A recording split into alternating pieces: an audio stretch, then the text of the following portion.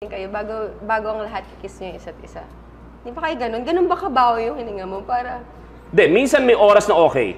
May oras naman na minsan umatig kabang bakbakan ng laban.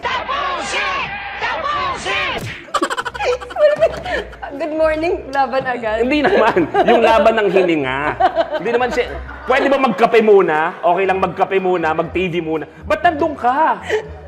Bea, ang gusto ko lang umatig kabang bakbakan yung hininga. Ba't nandun tayo sa bakbakan ng umaga? Nang hininga! Umalis ka na, madadamay ka lang sa usapan na ito, Kuya Bonso. Nagsasabi ako ng totoo, Kuya Bonso. Ang hindi alam ng iSpy, ang talagang i-interviewin ko ay si Kuya Bonso. May plano ka ba magsalita?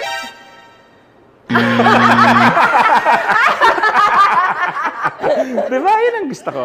Bea, sa ganda mong yan, napaka-fashionista. Wow, Nakita natin, pag dumadaan si Bea, kita natin, wow, it's Bea Alonzo. Wow!